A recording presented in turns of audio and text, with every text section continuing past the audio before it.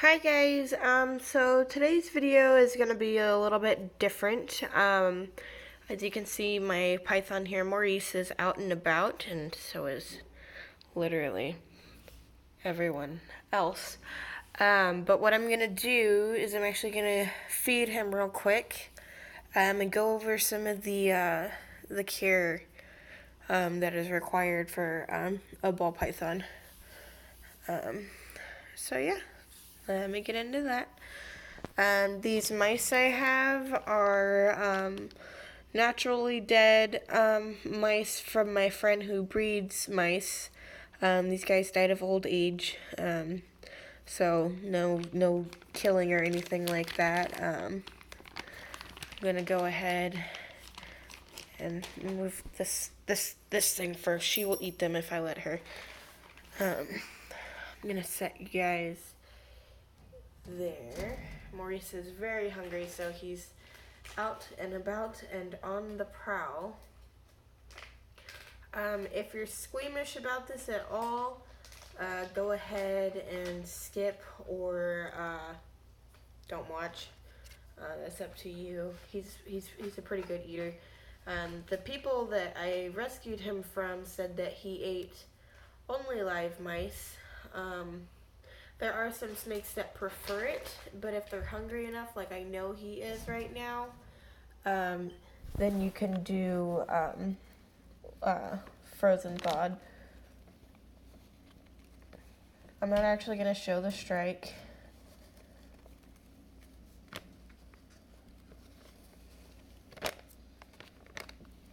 Trying to get him to take it. He's a little confused. Oh no. In the tank. There we go. So he's got that now.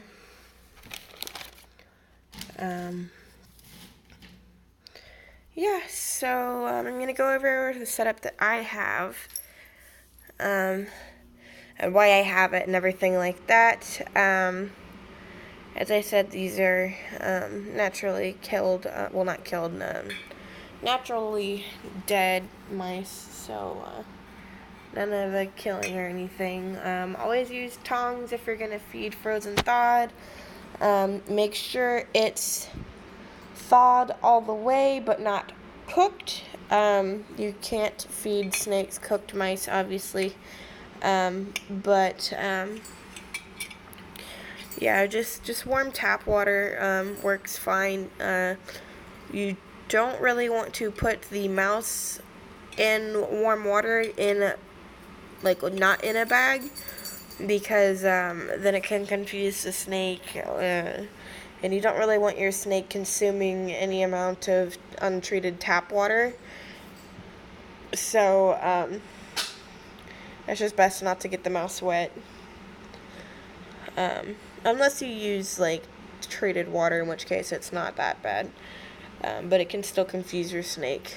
I have him on aspen chips. And I got these because I liked them a little better than, the really white aspen, like shavings almost. I feel like these, feel better. Hi, guys. To the snake versus the, kind of pokey, wood chips. This used to be my male crested gecko's tank. Unfortunately, he passed away not long ago. So there's actually a 3D foam background on this, which is why this is painted like it is, because that background is still there. I wasn't about to try to tear that completely off. That would have taken way too long. Yeah, so what I did is I just laid his aspen over it. His heat pads in his hide here, which is where he spends the majority of his time. It's important to have somewhere for your snake to hide. I see people that have, paper towels in the snake's tank, which is fine for a temporary setup, I think. And then, nothing to hide in. Snakes get stressed out very easily. They don't like to be out in the open because, yes, they are a predator, though there are other animals that can predate snakes. So you want them to feel as safe as possible, as comfortable as possible, and as hidden as possible in order for them to feel comfortable, and to ensure the longevity of the snake itself. Trying to think. These shavings, I spray them down pretty frequently. A lot of people don't realize it, but ball pythons do need some amount of humidity in order to shed properly. So what he does sometimes is he'll go and sit in his water bowl, like my hognose is doing right now. He can't really fit in his bowl, so yeah. When I see him try to fit in it, then I go ahead and spray his tank. Again, I even spray in his hide so he can hide in there instead of having to sit out in the open. But yeah, you don't have to have all these decor and everything in there for him. Mourese is a pretty active python, as far as pythons go. Some are happy just sitting there doing nothing until they're gonna get fed again. Mourese is not really one of those snakes. He likes to get out and explore a lot more than most pythons I've met. So his enclosure has to be pretty well decorated, give him plenty of things to explore, things like that. Trying to think. I've never had issues with him shedding. I've never had issues with him eating. I've never had issues with him going to the bathroom, which is good. And in any of those situations,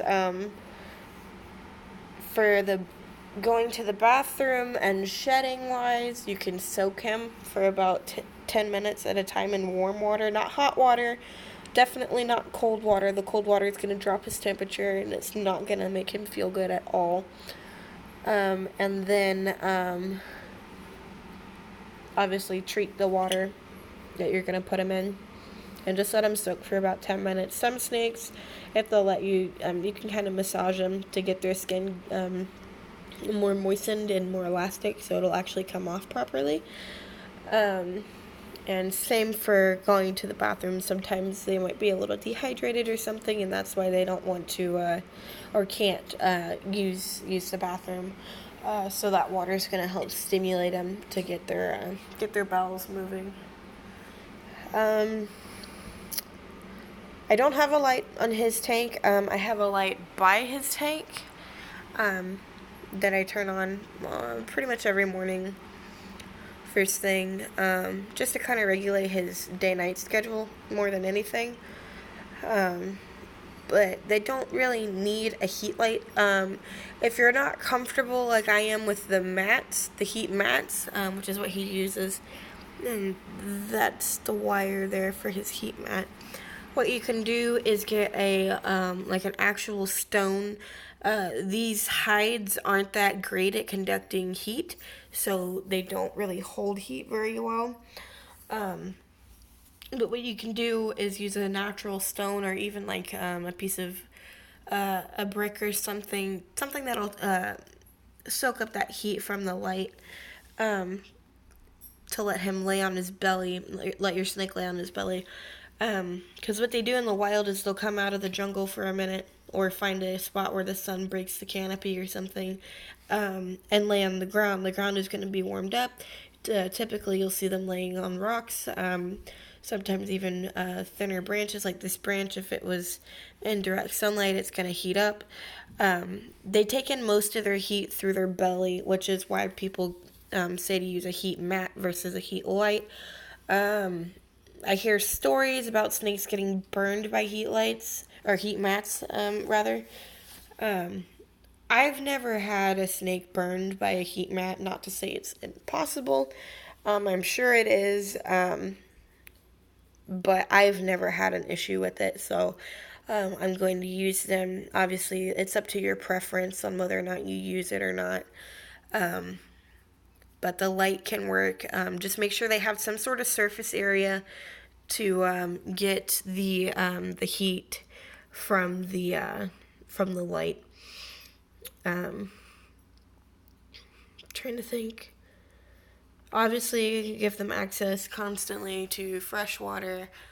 His palm leaf fell in there. He keeps pushing it in there. I'm going to have to move it so that leaf doesn't start to rot. But, yeah, as long as you're feeding him properly and you don't notice anything alarming. Something he started doing that is starting to worry me is he's starting to yawn a lot. And what that can mean is that he might have a respiratory infection. And so his mouth's uncomfortable, so he's yawning a lot more to get his comfort level back up. But yeah, other than that, I think that's about everything. My next video will probably be on these guys. I do have another video that came out not too long ago, or will be coming out close to the time this one does, and that's a gecko tank update. I turned my crusteds just tank into a vivarium again. It used to be a vivarium, but all the plants got killed off because I was away for a while and they didn't get watered properly, and there wasn't a light on it or anything. And all my isopods died, so I had to start fresh. But that video is pretty cool. I like the way it turned out. But yeah, I want to say that's about it. Oh, I have them in a tank versus a bin. Just because I have the tank, I like the way it looks a lot better. Yeah, it is a little harder to keep humidity up, but it's not impossible. So I don't mind using the tanks. But you can use a bin. A bin's fine. I mean, some snakes feel safer in a bin, so it's totally your preference. This is the way I do it. It works for me. I'm not telling you to do it this way. I'm telling you how to do it this way if you choose to. But in the long run, your choice is your choice. So I will leave that up to you guys. Thank you guys for watching. You have an awesome night.